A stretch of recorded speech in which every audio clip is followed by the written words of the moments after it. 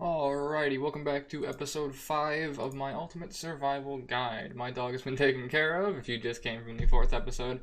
And we're going to be talking about some of the dual-wielding shenanigans that I was going to get to in that video before, things started going south with my doggo. Okay, so I talked to you about a little bit of cheesing that you can do with plus dexterity items.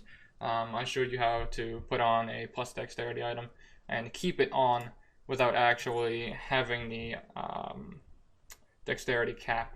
You can do some kind of cheesing with that. But what I am going to cover is the advantages to dual wielding and some of the shenanigans that you can do with it.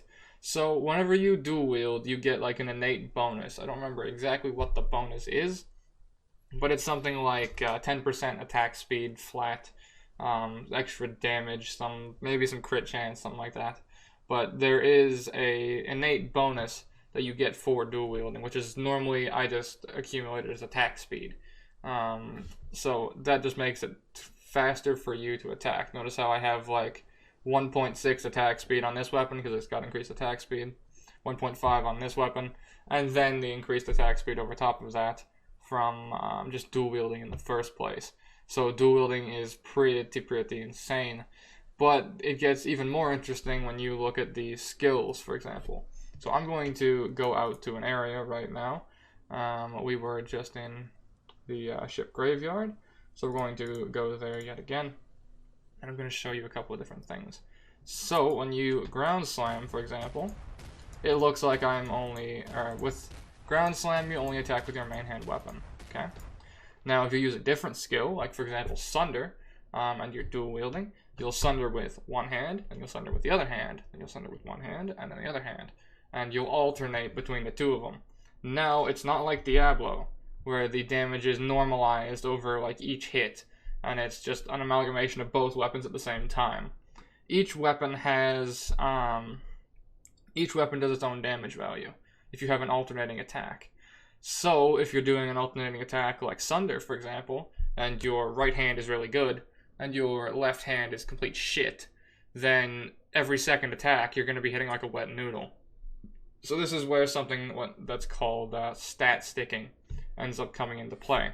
So you'll notice that my ground slam here only works with staves, axes, or maces. So what happens if I put a sword in my offhand? Does it restrict me from ground slamming? No, it doesn't. What it ends up doing is, say, let's go back to that Sunder example. My right-handed weapon, which is the best weapon that I have, is the only weapon that attacks. Because Sunder wouldn't work with, say, the sword in my left hand. So my left hand never actually attacks. So it always hits with that right-handed Sunder. Which means that I'm doing the most efficient damage that I can, whilst I'm having the dual-wield benefits of attack speed, as well as whatever bonuses are on my left hand that are global. Now we can start talking about left-handed bonuses and why stat sticks are created. So you'll see that this weapon has increased fizz and increased attack speed, as well as increased LA with attacks. All three of those modifiers are global. So if I were to have that on a sword, for example, all three of those modifiers would affect my main hand Sunder attack that I was talking about before, if I had it in my offhand. So you end up making a sword, or people start selling weapons that are like 50 to 90% increased fizz, attack speed, high LE damage with attacks, area damage maybe, damage with bleeds, that sort of stuff. And it's a weapon that, if you're hitting with it, won't do fucking anything. But if you put it in your offhand and you stat stick a really heavy damage, you stat stick it with a really heavy damage one-hander, then you can start doing some insane stuff. You get a one-hander with, say, added fizz, increased fizz, attack speed, and that sort of stuff, and you amp the shit out of it, and that's your big hitting main-handed weapon. And then your offhand is giving you like extra global fizz, that sort of stuff, attack speed, the dual wield bonus. You can see where stat sticking and dual wielding starts to become pretty nuts. So in this case, to simplify it, is ground slam only hits with the main hand weapon, which means I want the most damaging weapon in my main hand. Now in this case, my current axe here is 16 to 31, and this one is 13 to 25. So this weapon in my main hand currently will hit harder than my offhand. If I were to put a sword here that had like really good stats on it, let's say had extra attack speed or increased fizz that was higher than 20%, then it may end up being more worth it, and it wouldn't restrict me from ground slamming in the slightest either. I would still be able to ground slam, I wouldn't have any problems in that regard. And you'll notice that now, I'm still one-shotting packs, as I was with my two-handed weapon, but instead now I'm attacking a lot faster. I have very, very good attack speed in comparison to the attack speed that I had previously with the two-hander that took an absolute eternity before the second slam came out. So when it gets to endgame, I believe dual wielding ends up being more efficient just because of the ability to stat stick and do that sort of stuff. But two-handers are cheaper, sometimes more consistent, and that sort of thing. Now, one other thing about about dual wielding is that if I drop my totem, it will use my one-handed weapon as well, my current one-handed weapon. So the totem gets a little nuked in the fact that I don't have a very hard-hitting two-hander anymore. But if I have a very hard-hitting one-hander, then the totem is still fine.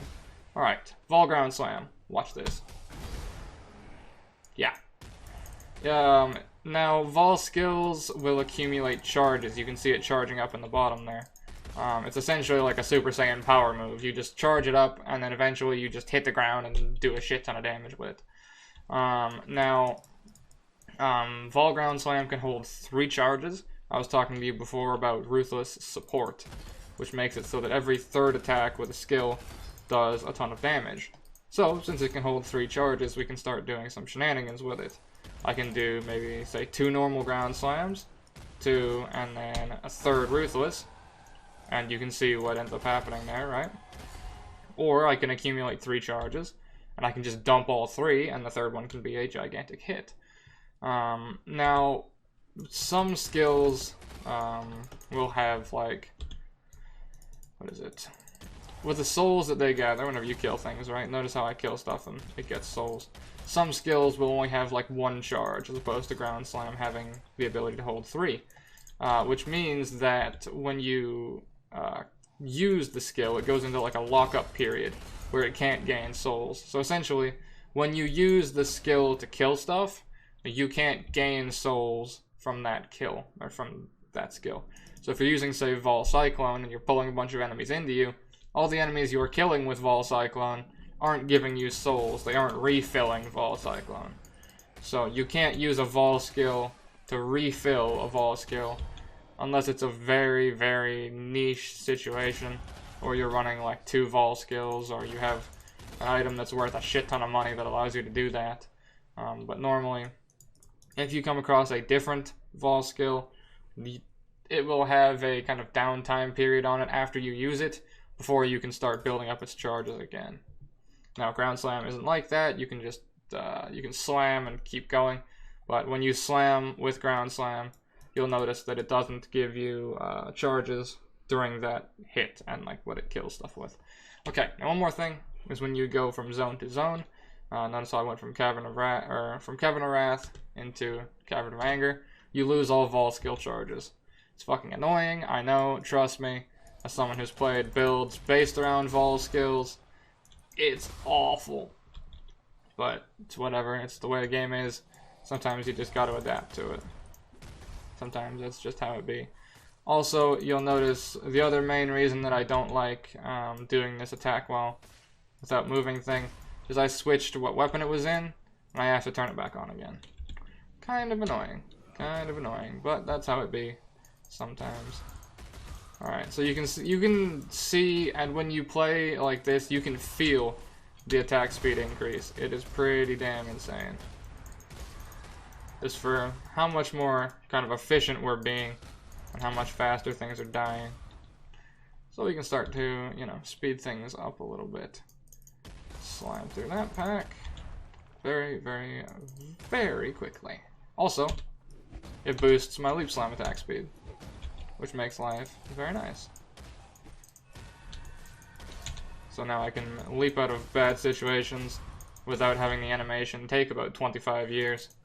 And, you know, I can eat like a full 3-course buffet before I hit the fucking ground with Leap Slam.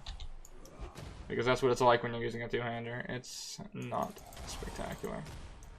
Alright, we got a little turnaround here. So I'm going to kill these guys for flask charges. I'm going to Quicksilver my way out of here. Now I have Onslaught on my ground slam like I was talking about before. Onslaught is a buff that gives me 20% attack speed and movement speed whenever I kill something. Use the Vol ground slam there. You need to try and make sure that you're going to track the Vols, or you use them for like a boss fight. If you use them on a... What I mean by that is when you go into the boss fight room, sometimes you'll lose them. At endgame, you won't lose them, so let's see if I do in this case. Like, see what I mean? This is considered a boss room. So when you go into a boss room, you don't lose Vol charges. If you go into a different zone, like I was talking about earlier, you do. So if you know the boss is coming up in that area, you can start to save up your Vol charges, and then you can save them for the boss, and you can just shit on the boss in 3 hits, you know? That sort of thing. Okay, so we are at the end boss for Act 1. This is Merveil, and I'm going to put in my skill points really quickly before we deal with her. So let's go for Res Technique. We're going to get this, that, and that. Just kind of... This also opens up a bunch of stuff, a bunch of points that I want. Opens up Combat Stamina, Tireless, and Words of Glory right here. So I'm going to get Res Technique as fast as possible. Then I may try and get Unwavering Stance and Battle Cry for Act 2. And then from there, we can probably try and get, I don't know, Life Cluster, extra health, some damage, that sort of stuff. Kind of try and plan things out. Maybe go for the AoE up here. But for the moment, we're going to get that Res Technique. Alright, lock that in. So, let's wait for her to do her little exposition. Put our totem up early, do 1 slam, and then make that 3rd slam be amplified because of Ruthless support. Put up our totem over here beside her. The totem will tank a little bit of damage for us while we slam. She's going to teleport away. Avoid her projectile attacks. She's still targeting the totem, which is great. Now she's targeting us, which is kind of whatever. And we've killed her once, so she's going to go into her phase, her next phase.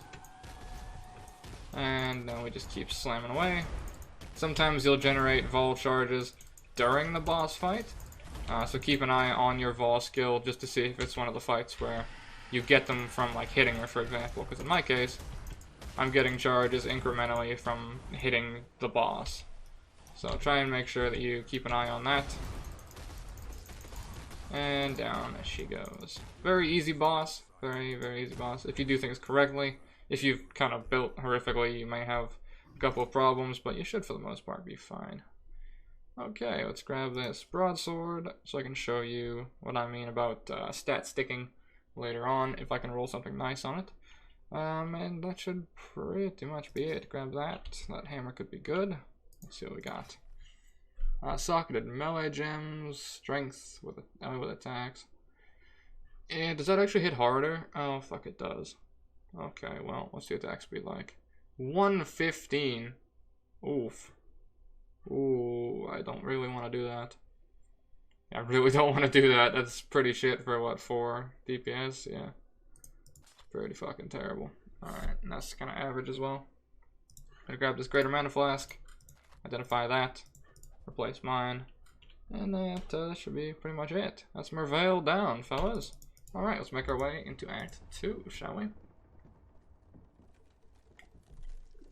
Alright, so after our loading screen finishes here, every time you go into a new act, you automatically get the first waypoint unlocked. Just, you know, in case you fuck up, the first waypoint's the one right beside you. If you want to go back to Act 1 at any point, click the Act 1 here. You can go back to town, go back and do whatever you want. In this case, we do have a quest complete for killing Merveil, so we are going to go back to Lion's Eye Watch and turn that into Nessa, which, walk up here. What's up, girl? And then she's going to give us Sunder. Wonderful. Now, we're going to do a little bit of shenanigans here. I guess we're going to use Sunder. Now, I'm going to put Sunder in here with my Ground Slime, right? I'm going to replace my Ground Slime. Okay. But one other thing I'm going to do, I'm going to put my Ground Slam over here. So this means, right, I still have Ground Slam, and I still have Vol Ground Slam. Alright, we're going to get rid of this, because we're only going to be using Sunder for on this character, at least now. So what this does is I can still get Vol Ground Slam charges, and I can still use Vol Ground Slam, even though I'm not using the initial Ground Slam. So long as you have the Vol skill, they're on the same skill gem, but they're different entities. You can get Vol skill charges using any skill in the game. I can charge Ground Slam, or my Vol Ground Slam, with Fireball if I fucking wanted to, right? So I'm not restricted to having to use the actual Ground Slam gem to charge it up, which means that I can use this as a extra damage stun type of thing later on. So let's sell all of these. Added fire damage. Ooh, I like that idea. I think what I'm gonna actually do, I'm gonna put that instead of in there, put it down there, put Ruthless in there, put added fire with my Sunder. There we go. Okay, so what I essentially did was now my Sunder has added fire damage, which is incredible, and I put that Ruthless support down with Ground Slam. So now I can stack up the 3 charges of Vol Ground Slam, and that third charge is always going to hit like a truck. I don't have to do any counting anymore because the Ruthless is on just Ground Slam. So the third hit of Vol is going to hit like a fucking truck. So I don't have to track between, you know, am I doing 2 normal Ground Slams, 1 Vol Ground Slam, etc, etc, etc. Don't have to do any of that sort of tracking anymore, which is wonderful for us. So let's also try and craft, let's see if I can craft a leather belt that's half decent. Do I have a transmute? No, I actually don't. So in that case, never mind then. It was worth a try. Okay, I'm gonna put this Dex necklace in there, just in case I ever need it later on. And I want to check Nessa to see if there's any other skills of note to me. I don't really have any transmutes, but Firestorm, Static Strike, okay, Infernal Blow, Rallying Cry, right, Rallying Cry exists. Life gain on hit, melee splash. You can have, geez, you can have a very interesting 3-link setup at like level 10. You can run Infernal Blow, melee splash, and then Ancestral Call at like level 12. That's pretty nuts. That setup will basically destroy your entire screen. It's pretty damn good. But that's not the setup I'm going for at the moment. Alright. Sounds good. Looks okay. Alright, so let's pop back to Act 2. Go back to the Southern Forest waypoint that we had given to us. I guess we finished the act. Let's make our way through, shall we? So, if I use Sunder, we can start slamming away here. Doing some pretty good damage. Now the thing about Sunder is you'll notice that it says on the skill gem, if you were to read it, that when you kill something, you see it does like a little AoE around it when it dies. Is there anything really of note there? Not really. Alright, pop our higher mana flask, which means that Sunder is going to give us some automatic kind of ranged AoE clear. Because when it hits something, it will do like an AoE around it. I'm going to enable that. It's going to do an AoE around it that will help to kill other stuff nearby, which is wonderful. You can add AoE onto that eventually to make that circle like even larger. Here's 3 charges. Vol Ground Slam, 2, and now this third one I'm holding is going to hit like a freight train. So 3. Wonderful. So now I can start to do a little bit of mental counting when it comes to Ground Slam charges, because I just dumped my third, and I have 1 extra charge saved up right now. And I know that I'm on a 0 counter when it comes to slams. Alright, hopefully that makes sense. Guess we've got a boss here. Kill the trash. 2, 3, dead. Hopefully that sort of tracking that I'm doing and trying to explain does make sense to you. Okay, that's a dead end. Well, let's make our way back here. Now I have no Quicksilvers, so I'm going to not be living the slow life. And quickly teleport to refill, because I've killed a bunch of stuff around me. So we can kind of keep moving here. Alright, ground slam the giant pack. Here's the Act 2 town. Alright, in we go. Now, this is where I can start to teach you about layouts of maps and stuff, and what happens when you learn an act and you can start doing things rather quickly. I know a lot about Act 1, but Act 2, there's a very specific way I do things to try and keep things optimal and at least somewhat quick. Alright, so, if we talk to everyone, essentially the quest we get given is that we have to go and kill or deal with 3 bandit lords that are all vying for territory in Act 2. Now, you can do them in whichever order you like to, but there is actually a kind of optimal way to do it, which is to go right, deal with the right side bandit, go left, and then deal with the 2 on the left side, because you can get them kind of all in the all at the same time, and all of the quests at the same time as well. Now, when it comes to bandits, essentially they can give you certain passives and stuff for helping them. We'll get to that in, maybe 5 or 10 minutes when I get to a bandit, and I'll show you and it'll make more sense. But if you're going around a certain build, maybe don't take the one that I'm going for. Each build uses a separate bandit help bonus. Some just kill them all to get 2 extra passives.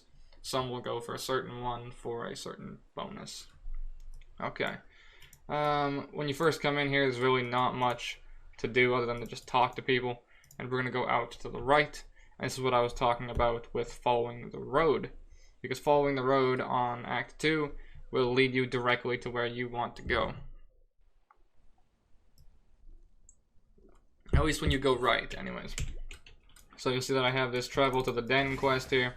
I'm not going to be doing that because it's not a skill point side quest. I have them all memorized, and I learned that from a website that I may put in the description if I remember to, hopefully, that lists out all of the skill point side quests. Alright, so as we're going, there's a boss. Let's drop my totem. Let's try and burn through this guy relatively quickly. Now, keep in mind a couple of different things about this combo that I've got going on, right? You can start to see some build synergy coming together. My Sunder does an AoE, right? That AoE will kill extra things in its path while I'm just slamming the boss, because it pierces through the boss. Which means that when that AoE goes off and it kills a bunch of extra stuff, we're killing stuff and getting extra ground slam charges. Which means if I'm just sundering at a boss over and over, and there's something behind it, it'll end up potentially dying and giving me ground slam charges. Alright, into the Crossroads. Notice how I just followed the road. Now if you do the same thing here, we can follow the road to the next point. Then we can follow the road all the way to the final boss. Or not the final boss, but the boss of this side anyways. Sadly I lost all my vol charges because we switched areas. That's just how it is. I am going to go back and grab that cleaver, because that is a strength-based axe, which is wonderful. That actually has higher base damage than my current offhand weapon. But because, remember I talked about stat sticks beforehand, my current axe has 20% fizz on it, right? As well as life gained on kill, and that's global. If my main hand weapon is doing that, or if my main hand weapon is killing stuff, it's getting bonuses from that offhand weapon.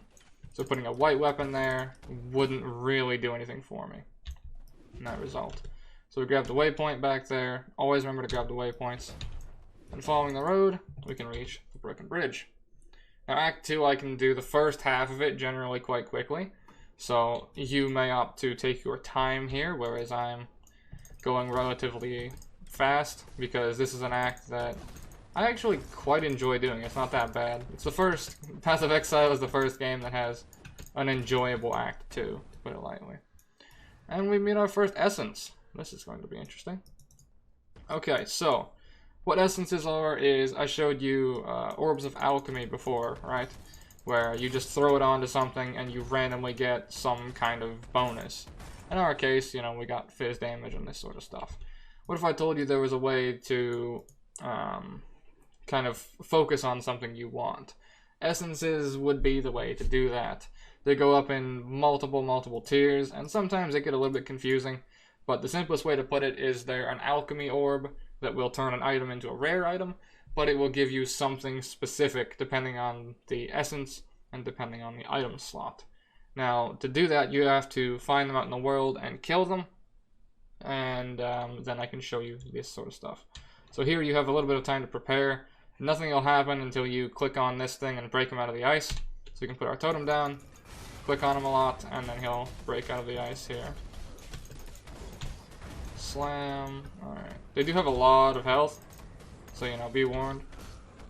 They do take quite a few hits to deal with. Keep the totem up. Watch for debuffs and stuff, you know, maybe play defensive if need be. And there we go, he is dead. So we're going to grab that essence. Gonna see if there's anything else. We only have note for me. One, choose. No, not really. Okay. Now we're gonna look at this essence here.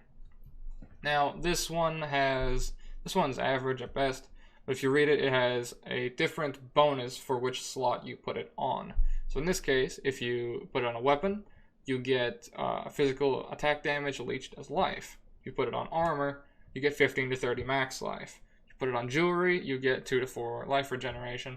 This is added on, as well as the fact that you get stuff for it just being rare. You don't just rare it and that's all you get. When we rared this item, for example, if I were to put this on here and it would roll the exact same, it would have all of this stuff, and then it would just have added on physical attack damage and or physical attack damage leached as life. I'm not gonna really go too deep into the prefix suffix situation. It's especially with a 6 fucking suffix item. It's a mess. But essentially, they're just an orb of alchemy. It can turn an item into a rare and force something that you want if you come across the correct one. In this case, I'm going to probably use this for armor, to put it on a chest piece to get 15 to 30 maximum life. It'll roll in between both of those numbers, so I may get 30, I may get 15, and I may get anything, you know, in between. That kind of rhyme. But those are essences. There's a lot of them. There's so many that they're actually selling an essence tab, so you can keep track of all of them. I normally at endgame leave them on the ground, but if I'm playing in solo self-found, I'll look for very specific ones. Screaming essences are normally like the best tier if you're at like a higher level. Other than that, I would normally just leave them unless I'm pushing for a certain type of build or that sort of thing. I've gone through so many essences at this point that I know that anger is one that adds like added fire damage on jewelry.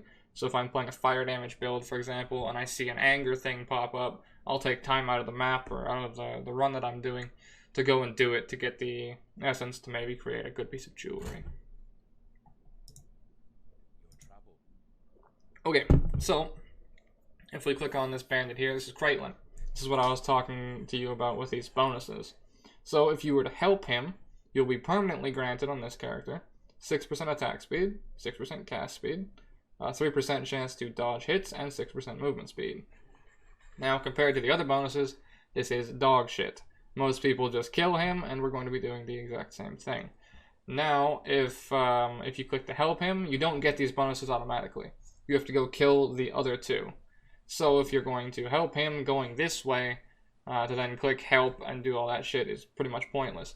You can kill the other two, get their necklaces and stuff, and then come here afterwards, click help, and then you're done, right? It'll automatically give you the next part of the quest, and you're good to go. Now we see a bunch of his lackeys and stuff. We do have time to set up our totem before we click kill. And he's going to keep spawning stuff, so I'm going to wait till I get my third charge. And then I'm going to dump all three at the same time, because of what I talked about earlier with Ruthless. Keep my mana rolling. And notice how I really don't have any struggle whatsoever. My health situation is fine. My damage situation is okay. I'm going to grab that green Craitlin's Amulet right there. Okay, is there anything else really of note? Two-handed weapon, blue greaves. Strength, it is better, but the gem setup means that mine are currently better than that. And we're going to portal scroll the fuck out. Okay, so now we level up my gem there, and we go out to the left. And now we start going yay ways. Basically, you do the exact same thing. You follow the road, and it will take you to where you need to go.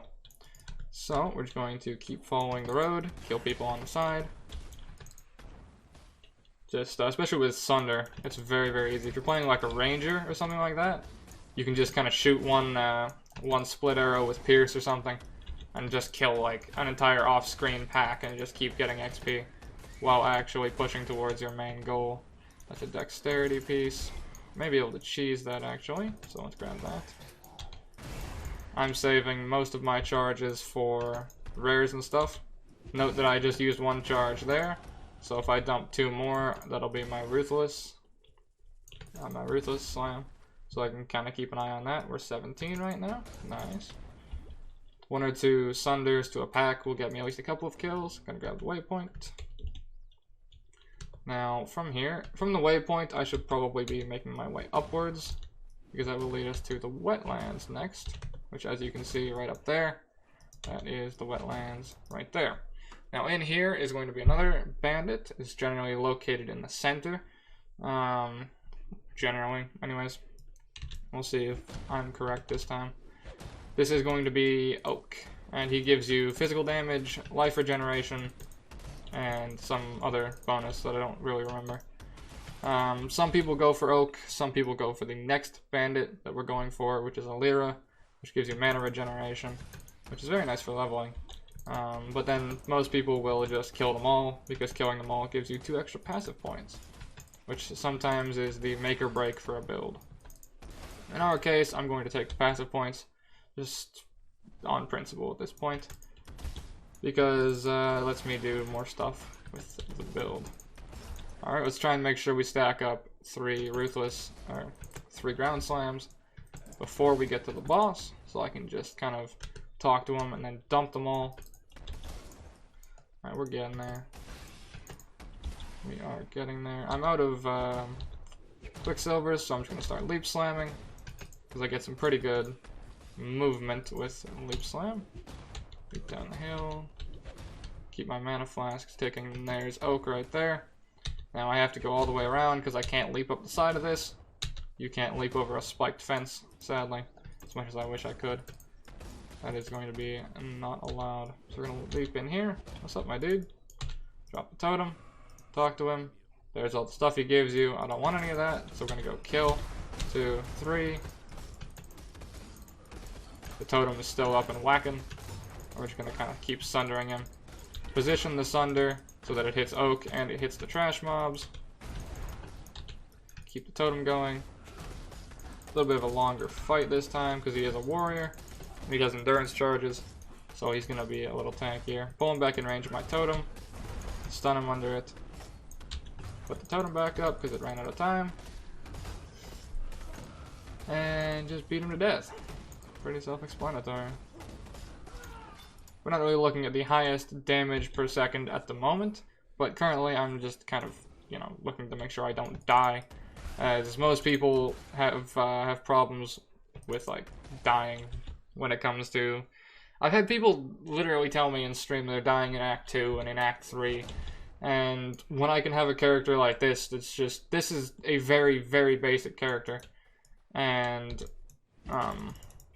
what is it? It's a very extremely basic character that just is immortal at this point. Like, it's just kind of, it's baffling to me in a way, you know? Not in like an asshole-ish way of like, oh my god, how are you that bad? Like, no.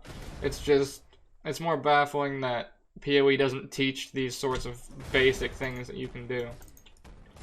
Like, just having a very tiny amount of life regeneration, like this 2.8 life regen per second, is amazingly huge in early game. A Coral Amulet is so good. It makes you like near immortal up to like Act 3. Just having this, it's that much healing. It's nuts. But you know, that would never be like explained. That's just kind of how it is with PoE. Alright, so we keep following the road. As you saw there, we find the Western Forest. Now I can teach you about map layout. This is one of the few that I know. So when you load into a map, like you do here, there is sometimes a few different versions of the map you can get, depending on which map it is. That's called a map layout. So in this map, there's two things of note here. There's something called the Weaver's Chambers, which is another quest area we're going to go to eventually. And then there's Illyra, which is the other bandit that we are aiming for right here. Now, a map layout is going to be where the targets are situated on the map, as I've been attacked by a bunch of other stuff. Essentially, this map has two layouts that you're going to run into. So, there's one where up at the top is going to be Illyra, and down at the bottom is going to be Weaver's Chambers. But there is an alternative one, where at the bottom is going to be Illyra, and at the top is going to be Weaver's Chambers. So if you're trying to go quickly, you can memorize where they are and what to look for, right? So to start off, I'm going to go down to the bottom, and I'm pretty sure this is Illyra top left, most likely. We'll see. This is, yep, that's Weaver's Chambers, because that's the door, right? So that means Illyra is top left, because there's only two versions of this map. There's Weaver bottom right, and there's Weaver top left. Those are the only two variants, right? And since that was Weaver's Chambers on the bottom, I know for sure that Illyra is up top left here. Now this comes with experience. This isn't something I can just like up and explain for every single map, because I don't even know every single map. This is just one of the ones that I've learned. You see, I've literally cleared like this, and I've done the entire zone. I've done everything I need. I just went down to the right, saw that Weaver's Chambers was there, and then just went up left of the waypoint, and now we're here. Because I know the layout for this, and that's extremely, extremely useful. You know what, I think I'm going to help her, actually. That 15% all res is really nice. So, yeah, fuck it, we're going to help her. Okay, so this is what I was talking about before. Is I've killed the other two, right? So, all I have to do is click help. It gave her the 2 amulets, and then I can grab the next bonus. I now have mana regen, and I won't run out of mana anytime soon. I also have all resist and some extra crit. So if you're, if you know what bandit you're going to aim for, try and plan ahead of time. I was originally going to go for the 2 passives, but then I remembered I'm solo self-found, and 15% flat all resist is really, really fucking good. Okay, now normally I would port out of here, but there is one more thing for me to do. The way forward is actually situated in here. Now, if you don't know where a quest is located, or what zone it's in, if you hit U, you can see when you click on that quest, the Great White Beast here, for example, is in Old Fields. That's where you find the den. The way forward, that quest is where I am currently. So, we're going to leap our way down here. Of course, follow the road for most of Act 2's quests. And make our way farther down. Slam them, because I don't have time to deal with that. Slam them. The third one I drop is going to do a shitload of damage, so it's not wasted. I know coming up there's a pack of bosses and stuff. So let's just use Sunder here instead. And here is the quest that I was talking about. Here's the boss. Slam him. Off the totem. Keep slamming him. And then I just Sunder him to death. Bam, grab that. Thematic seal. Okay, now this is a trick that only works right here. I just hit my mic, I apologize. This is a trick that only works here. When you do this, the quest is to travel to Lion's Eye Watch, okay? Now, what you can do, or what some people do here, is they just town portal, right? They town portal, go to the waypoint, go to Lion's Eye Watch, turn it in. If you hand this, or if you do that, put the emblem in, come down here, and then click this, it'll take you back to Prisoner's Gate. So this puts you back in Act 1, right? Why does that have a difference?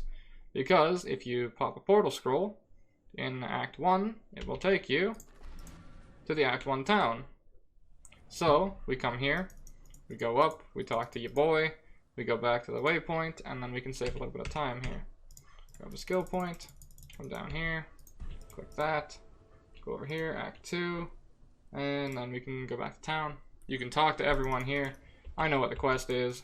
It's to go to Chamber of Sins, which is over here. Now, we got the waypoint in Crossroads, So we're gonna go to that, and then basically when you're in this act, you can use the kind of setup of the map to tell you where to go. So in our case, going straight up is going to lead us to the quest. So we just take the road up from the Crossroads. I know, it's rocket science, right?